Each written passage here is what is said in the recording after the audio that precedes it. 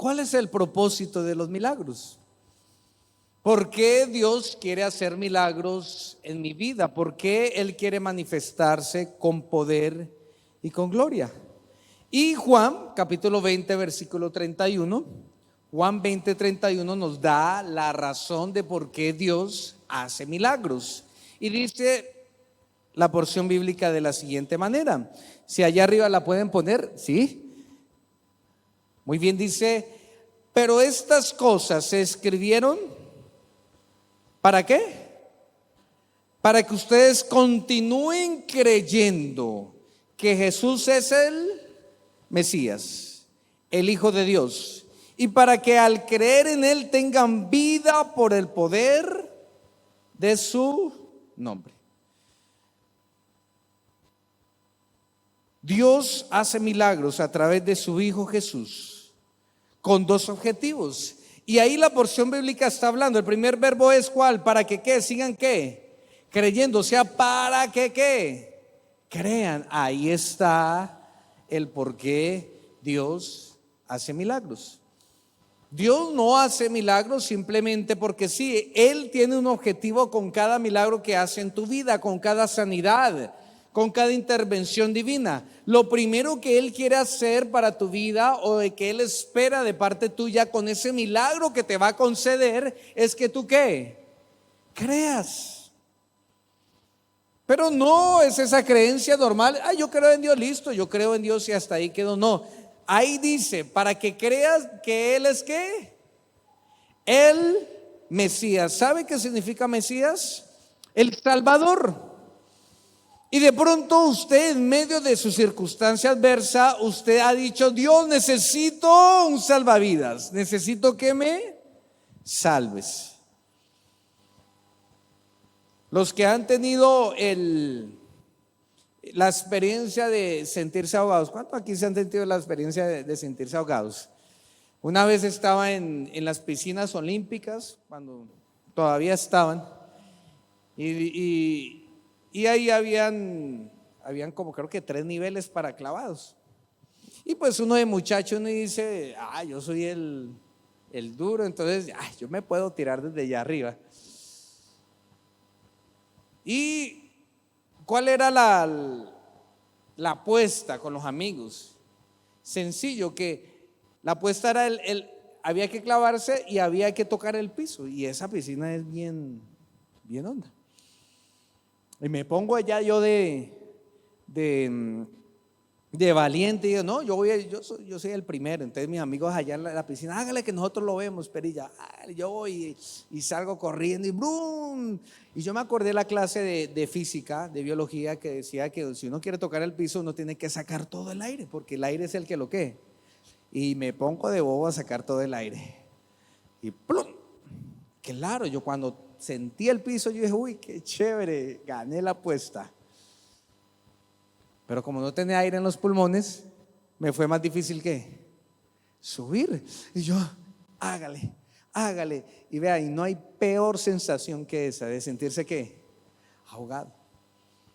Y en mi mente yo decía, y creo que todo el mundo diría lo mismo: por favor, que alguien que me salve. No hay nadie a mi alrededor. Y yo veía que alrededor mis amigos allá mirándome así nomás, no hacían nada. Y yo veía que eso estaba lejos, y dele, y mi mente nada más era: sálvame, alguien que me salve, sálvame Dios, hasta que por fin salí, tomé la bocanada de aire y dije: en la vida vuelvo a hacer esto. Mire que uno necesita un Salvador, y más que un Salvador para la vida eterna, que ese es el objetivo de Dios, más que un Salvador que me salva del pecado, que me salva de la muerte, es un Salvador para cada circunstancia de nuestra vida. Es que si estamos buscando un milagro es porque necesitamos ¿qué? Un Salvador. ¿En qué necesitas ser salvo?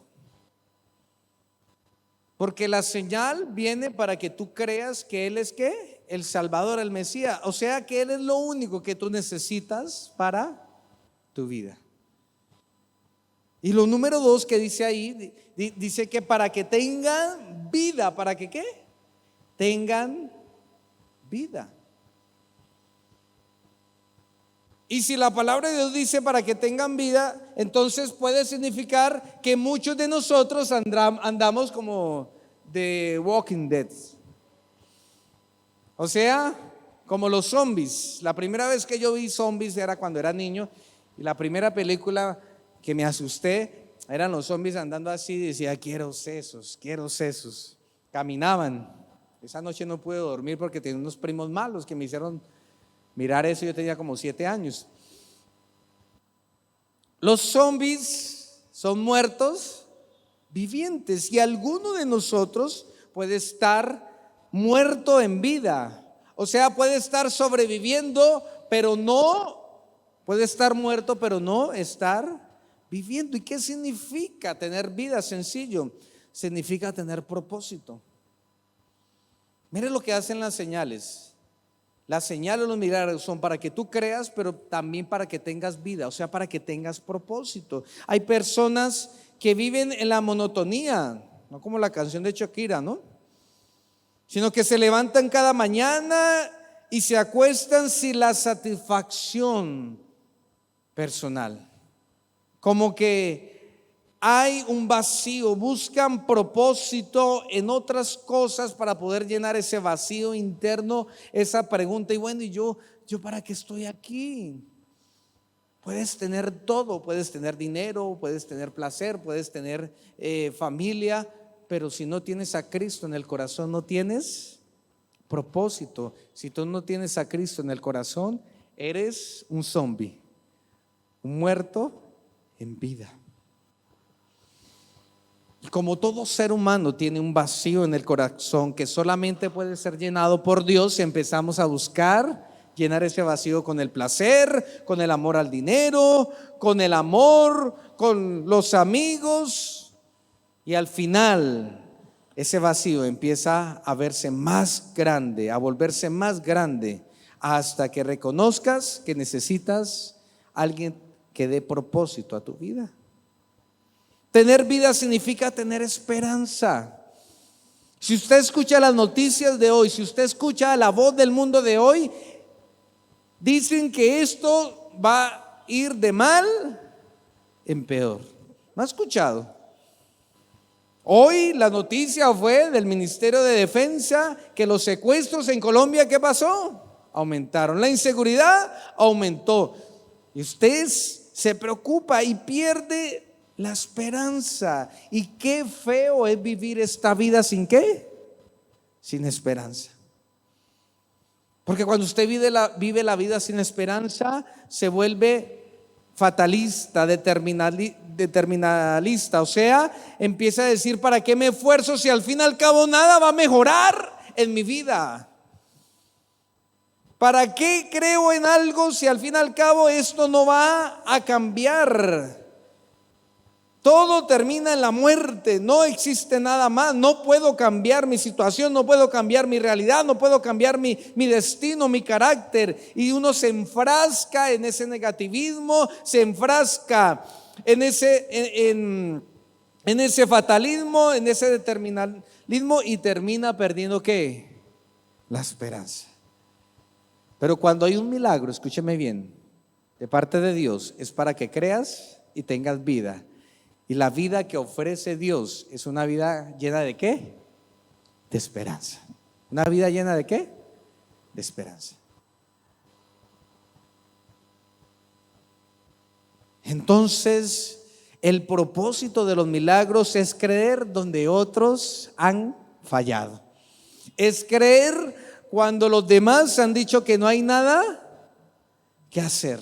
Es creer a pesar que mi circunstancia me dice que ya no hay nada que hacer. Es creer que necesito un Salvador cuando otros han fallado. Por ejemplo, la religión te ha fallado, la medicina te ha fallado, la ciencia, el amor, el dinero, los amigos. Ahí es cuando viene una señal de parte de Dios que te apunta a que creas que necesitas un Salvador y que necesitas a un Cristo que te dé vida. Necesitas creer en eso. Entonces le hago la pregunta: ¿usted necesita un milagro de parte de Dios? O sea, necesita un Salvador. ¿Necesita creer en Jesús para tener un milagro? ¿Necesita un propósito de vida? ¿Necesita que su esperanza vuelva a crecer? Y si a estas preguntas hay una respuesta de sí, es que necesitamos una señal que te muestre a Cristo para que te haga vivir de nuevo. Y hay un milagro singular en el capítulo 6. Hay una señal que apunta ¿a quién? A que Jesucristo es el ¿qué? Es el Salvador, y que Él quiere darte ¿qué? Vida. Porque es que sin ejemplos como que no es fácil de comprender esta enseñanza. Y es el milagro de la alimentación de los 5,000. Juan capítulo 6. Y vamos a ver a través de este ejemplo lo que Dios nos puede enseñar en esta noche. Dice que algún tiempo después Jesús se fue a la otra orilla del mar de Galilea, y mucha gente lo seguía porque veían ¿qué? Las señales milagrosas que hacía a los enfermos. Estoy leyendo la NBI, Jorge, nueva versión internacional. Versículo 3. Entonces subió Jesús a una colina y se sentó con sus discípulos. Faltaba muy poco para la fiesta judía de la Pascua. Cuando Jesús alzó la vista y vio una gran multitud que venía hacia él, le dijo a Felipe: ¿dónde vamos a comprar pan para que coma esta gente? ¿Cuál era la necesidad? La gente tenía ¿qué? Hambre. ¿Cuántos tienen hambre hasta ahora? ¿Cuántos ya comieron? Pastor, no me hable de eso porque me tira la dieta. Y mire lo primero que nos enseña el texto bíblico. Mire que la alimentación de los 5,000 nos muestra la compasión de Jesús. ¿La qué? La compasión de Jesús. A pesar de que Jesús y sus discípulos estaban buscando un lugar apartado donde descansar, porque habían hecho muchos milagros, las multitudes lo buscaron hasta encontrarlo. Y mire que aquí el evangelista Juan nos dice que ellos seguían a Jesús no por lo que era Jesús, no porque necesitaran un Salvador, no porque querían creer en Él, sino ¿por qué? Porque Él ¿qué? Hacía milagros. Ellos no estaban detrás de Jesús, no lo seguían porque creyeran en Él, sino por su propio interés y también por la curiosidad que despertaban sus milagros. Y de pronto usted esta noche ha venido así. ¿Será que va a pasar algo? Y muchos de nosotros somos muy ignorantes y decimos, ¿y si no pasa nada? Porque si seguimos a Jesús, escúcheme bien, simplemente por un milagro podríamos entrar en la fatalidad, en la insensatez de simplemente creer que vamos a ver si esto es cuestión de suerte. O sea, como si fuéramos a echar ¿qué? Los dados. Jesús conocía el corazón de la gente y sabía que lo seguían simplemente ¿por qué? Por los milagros, no por lo que el milagro ¿qué? Apuntaba o enseñaba. Pero aún así el Señor no dejó de hacer el bien. Y dice que ahí al ver una gran multitud, como lo dice en Mateo 14:14, sintió compasión por ellos y sanó a los que de ellos estaban enfermos. Porque Jesús tiene compasión por aquellos que tienen necesidad.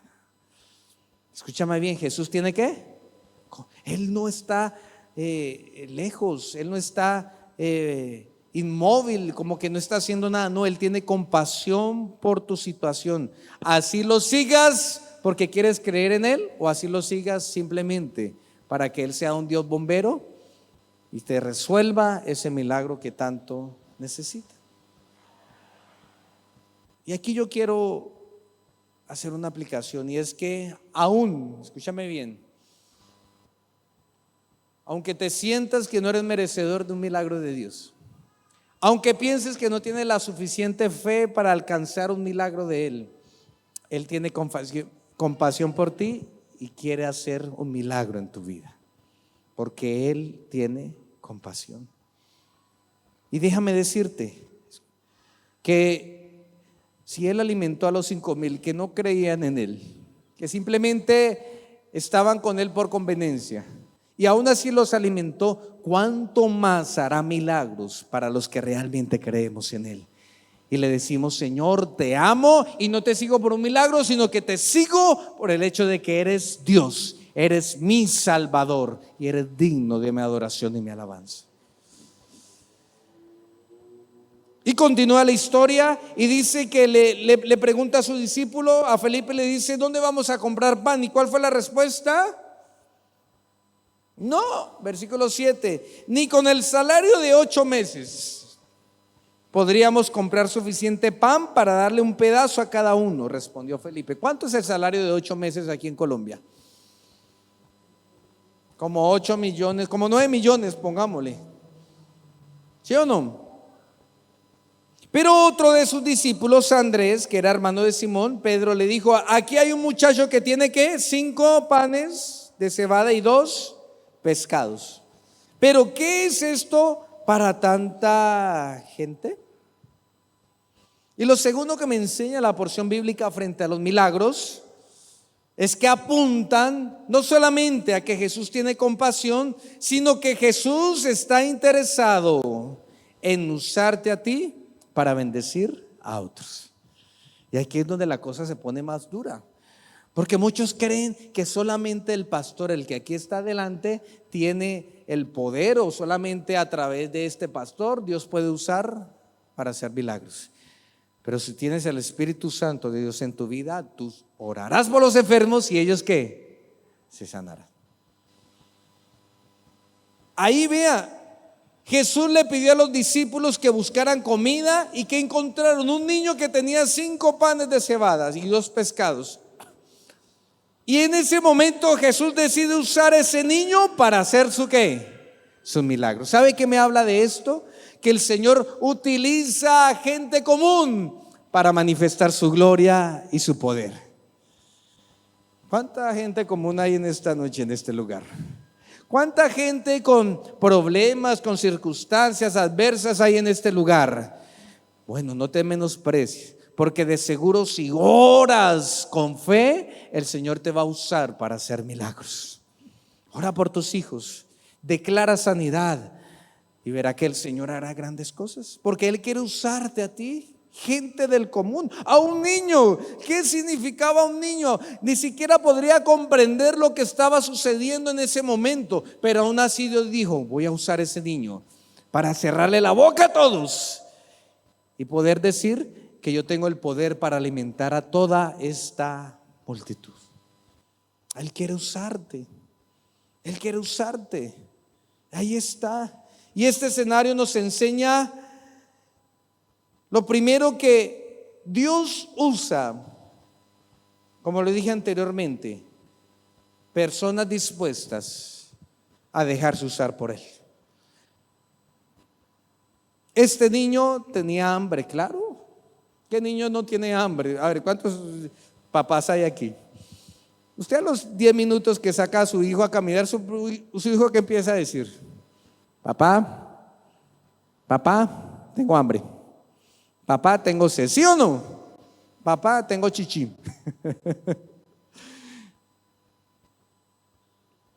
Y este niño, aún sabiendo que era el almuerzo de ¿qué? De él, lo que le habían preparado para él, él decidió entregarlo en las manos de Jesús y decir: Señor, en tus manos yo puedo comer, pero también pueden comer los demás. Dios quiere usar personas para hacer milagros. Y ahí está. Jesús utilizó a alguien para hacer un milagro. Y cuando Dios nos pide que seamos una bendición para los demás, debemos tener fe, porque una simple acción como la de este niño, o como la que Dios puede pedirte, como simplemente imponer las manos o hacer una visita o dar una ofrenda, dar un mercado, eso puede tener un gran impacto en la vida de alguien que necesita un milagro de parte de Dios. Déjate usar por Dios. Amén. El milagro apunta a ¿qué? A que usted ¿qué? Crea, y a que usted tenga vida. Y a través de este milagro apunta a que Jesús es compasivo, apunta a que Jesús quiere usar gente del común para bendecir a otros a través de milagros. Pero también apunta este milagro a que podemos ver cómo Jesús tiene el poder sobre la cantidad. Miren lo impresionante. Jesús había sanado a un paralítico, a un endemoniado. Jesús había sanado a una persona, había sanado a un vidente, había sanado a un niño, a una niña. Pero aquí el milagro se tiene que multiplicar ¿por cuánto? Por 5,000. Y aunque los discípulos habían visto muchos milagros de Jesús, todavía no tenían la capacidad mental para asimilar que Jesús podía multiplicar ese 1 por 5,000 para bendecir a muchísimas vidas. Y eso es lo interesante de Jesús, de que Él tiene el poder de coger lo poco y multiplicarlo en cantidades inmensas. ¿Y sabe qué es lo primero que hace Dios, Jesús? ¿Sabe cuál es el primer milagro que puede hacer en tu vida en esta noche? Es coger tu poquita fe y multiplicarla para que tú puedas ver un milagro gigante en tu vida. Porque déjeme ser sincero, ¿cuántos llegamos aquí con una fe chiquita? ¿Sabe cómo habla el que tiene una fe chiquita? Ay, a la de Dios. Si es la voluntad de Dios, se sana. Y si no es la voluntad de Dios, pues no se sana. Ay, a la de Dios. Siempre con un pensamiento de dualidad. Ese es el que viene con la fe ¿qué? Chiquita, pequeña. Pero dice su palabra que si tan solo tuvieras fe como ¿qué? Entonces mostaza. Le dirías a la montaña muévete y esa montaña se va a mover. Porque en las manos de Dios tu fe pequeña puede convertirse en una fe ¿qué? Gigante. ¿Cómo era la fe de los discípulos? Pequeñita. ¿Qué fue lo primero que pensaron los discípulos cuando Jesús dijo alimenten a la multitud? ¿Qué fue lo primero que pensaron? ¿En qué? En dinero, en lo limitado del dinero. ¿Sí se dio cuenta que el dinero es limitado? A usted le pagan hoy y a los 5 días ya no tiene ni un peso, porque el dinero es ¿qué? Limitado. Usted le pueden pagar 1,000,000 y el próximo mes 10 millones y aún así a usted no le alcanza, porque el dinero es ¿qué? Limitado. Pero la fe en las manos de Dios es ilimitada y puede hacer grandes milagros. Y le quiero dejar esto para terminar. Mire que aquí en la alimentación de los 5,000, Jesús es lo suficientemente grande para cualquiera de nuestras expectativas. Mire que aquí Jesús superó las expectativas de todo el mundo. ¿Sabe por qué? Porque Él es definitivo, porque Él es infinito. ¿Cuántos creen eso? Y me acuerdo de ese versículo, escúcheme bien, de ese versículo en la segunda carta a los Corintios, capítulo 9, versículo 8, que dice: y Dios proveerá con generosidad todo lo que necesiten, entonces siempre tendrán todo lo necesario y habrá bastante de sobra para compartir con otros. ¿Sabe qué significa esto? Que de pronto tú vengas hoy por una sanidad y crees que lo que necesitas simplemente es una sanidad, pero de seguro el Señor va a superar tus expectativas. Y hoy podría decirte con seguridad que a través de esa sanidad el Señor va a restaurar tu familia, tu economía. El Señor va a restaurar tus relaciones. El Señor te va a abrir puertas, porque es que Dios no se queda con lo pequeño. Él siempre piensa en grande para hacer milagros y bendecirte. ¿Lo cree?